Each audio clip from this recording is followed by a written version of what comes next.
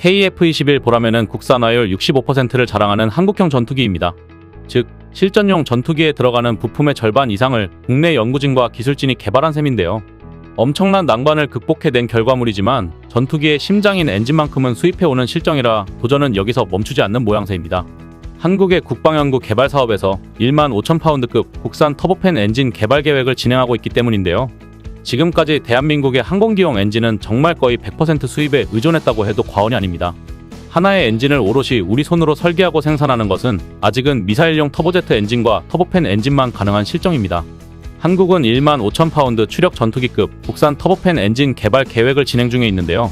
2023년인 올해 엔진의 개발 규격과 기본 구성을 설계하고 있고 2024년부터 2029년까지 코어 엔진을 시험 개발한 다음 2027년부터는 코어 엔진을 확장해 본격적인 터보팬 엔진 실무를 2037년까지 제작과 인증 시험까지 완료한다는 계획입니다. 이렇게 완성된 전투기급 제트 엔진은 터보팬의 기본 구성은 물론 터보제트에서 다시 연료를 태워 추력을 늘린 후 연소기까지 장착되어 21,000파운드까지 최대 출력을 낼 수 있을 것으로 보입니다.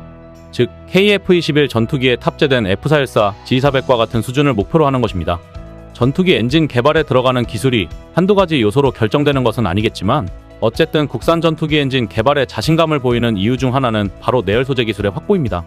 2024년 개발되는 무인기용 터보팬 완제 엔진의 터빈 입구 온도 TIT가 무려 1600도 이상입니다. 비교 대상으로 T50과 FA50에 들어가는 F404 엔진의 TIT가 1350도입니다.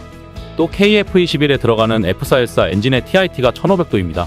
이미 내열 소재 기술로는 F414급을 개발할 수 있는 수준이 확보된 것입니다. 물론 엔진이 내열 소재 기술 하나로 뚝딱 나오는 것은 아니지만 말입니다. 결국 연소 온도를 올리는 게 핵심이며 입구 온도가 섭씨 50도씩 증가됨에 따라 8에서 12% 출력 증가와 2에서 4% 연료 효율이 증가하는 것으로 알려져 있습니다.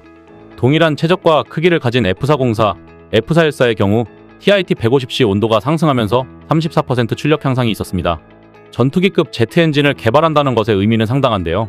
현재까지 오직 미국, 중국, 러시아, 프랑스만이 국산 전투기에 국산 제트 엔진을 장착하고 있기 때문입니다. 그만큼 터보팬 엔진 개발은 말처럼 쉬운 도전이 아닌 것입니다. 전문가들을 전투기급 제트 엔진 개발 성공을 위해 세 가지 큰 산을 넘어야 한다고 입을 모으는데요. 첫 번째는 비용과 시간입니다.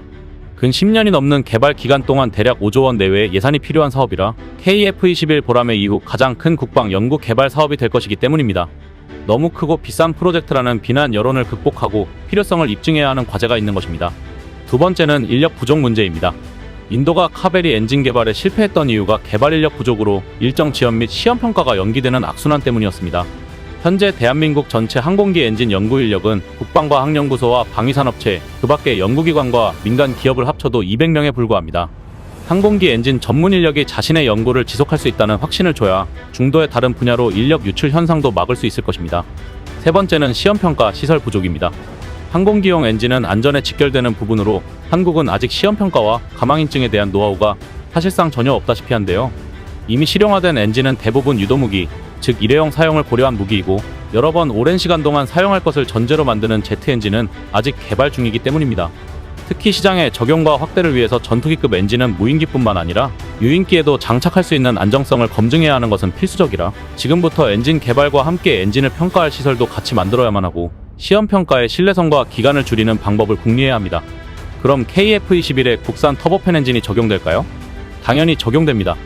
지금 개발 중인 무인기용 터보팬 엔진은 체계 개발 연습용에 해당하고 결국 전투기에 적용하는 게 목적일 수밖에 없기 때문입니다. 더구나 2026년에는 TIT 1700도까지도 달성하게 되며 2037년 전투기용 터보팬 엔진이 18,000파운드가 될 거라는 예측이 이런 기술에 기반한 예측입니다. 심지어 2037년에 전투기용 터보팬 엔진의 최대 추력이 2만 파운드쯤 될 거라는 예측도 존재합니다.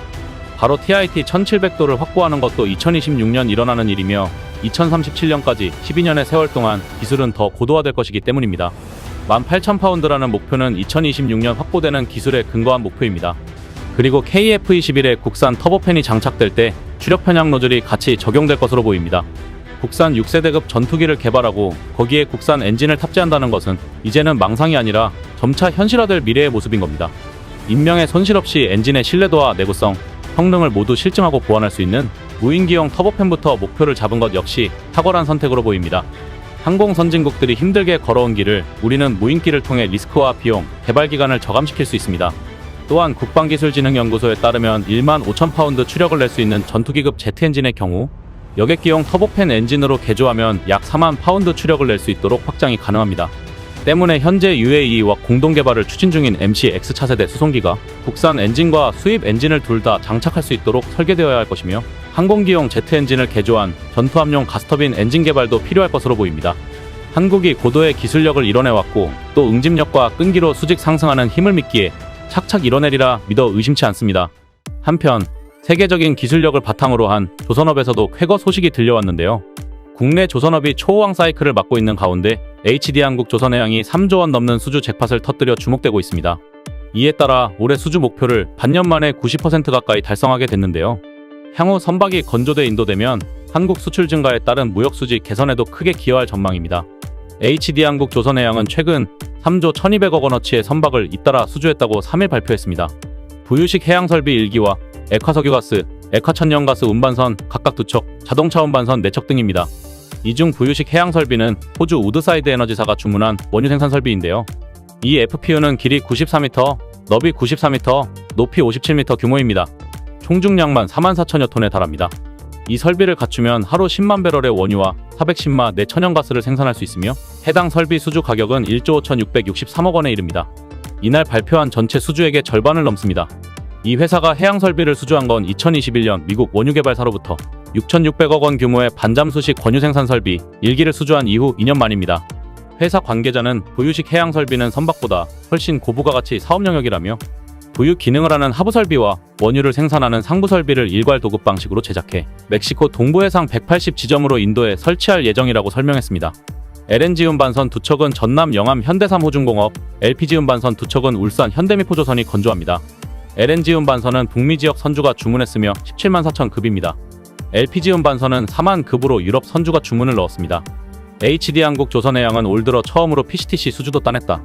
PCTC는 길이 200m, 너비 38m, 높이 37.7m 규모입니다.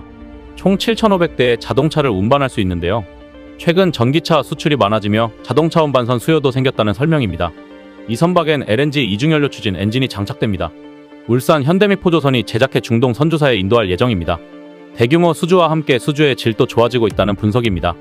고가의 부유식 해양설비를 2년 만에 수주한 것을 비롯해 PCTC도 LPG 운반선보다 단가가 2배가량 높습니다. 회사 관계자는 가스선 등 친환경 선박에 대한 문의가 연이어 들어오고 있다며 수익성 위주의 영업 전략을 이어나갈 것이라고 말했습니다. 한편 삼성중공업도 세계 6위 컨테이너 선사 대만 에버그린으로부터 일감을 대거 따냈습니다. 3일 업계에 따르면 삼성중공업은 에버그린으로부터 1만 6천 TEU급 컨테이너선 24척의 건조 일감 대부분을 확보했습니다. 일본 니온조선소와 일부 나눠서 수주했는데요. 삼성중공업의 수주 척수는 공개되지 않았지만 거의 따낸 것으로 알려졌습니다. 성가는 척당 1억 7,500만 달러, 약 2,300억 원입니다. 24척 계약가는 총 42억 달러, 약 5조 5천억 원 수준입니다. 한국은 놀라운 기술력을 지녔을 뿐 아니라 빠르고 제때 납품을 완료하는 능력을 인정받아 수주가 계속 밀려들고 있는 상황입니다. 방산과 조선 분야에서 계속되는 좋은 소식 들려오길 응원합니다. 이상 시온TV였습니다.